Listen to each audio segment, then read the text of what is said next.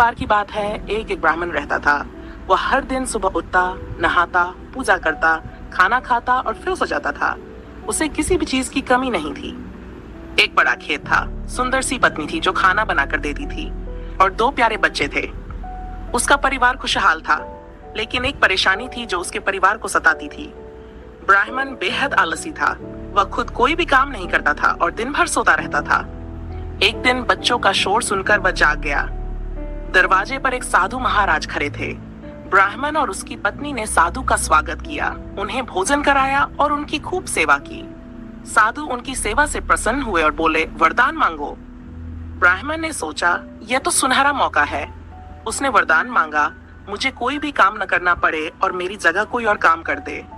साधु ने हंसकर कहा, ठीक है। उन्होंने एक जिन को बुलाकर कहा, यह तुम्हारे सारे काम करेगा, लेकिन इसे हमेशा व्यस्त रखना, वरना यह तुम्हें खा जाएगा।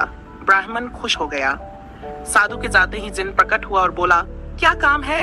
ब्राह्मण ने उसे खेत जोतने का काम दिया। जिन तुरंत गायब हो गया और कुछ ही देर में लौट आया। खेत जोत दिया, अब दूसरा काम बताओ। ब्राह्मण चौंक गया, इतनी जल्दी कैसे? फिर उसे सिंचाई का काम दिया। जिन जल्दी ही वापस आया, सिंचाई हो गई, अब अगला काम बताओ। ब्राह्मण डरने लगा। जिन तेजी से सारे काम निपटाता, शाम तक सारे काम पूरे हो गए। अब जिन्न फिर आकर बोला, अब अगला काम बताओ, नहीं तो मैं तुम्हें खा जाऊंगा। ब्राह्मण घबरा गया। अब उसके पास कोई काम नहीं बचा था।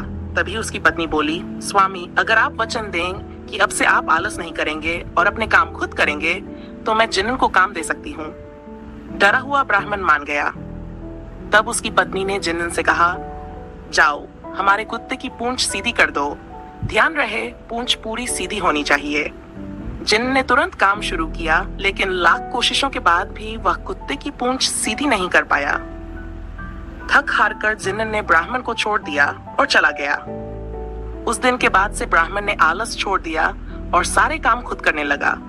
उसका परिवार खुशहाल रहने लगा। हमें आलस नहीं करना चाहिए, क्योंकि आलस से ही मुसीबतें आती हैं।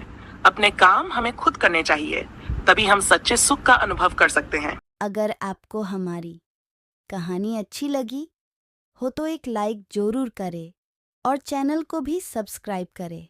धन्यवाद।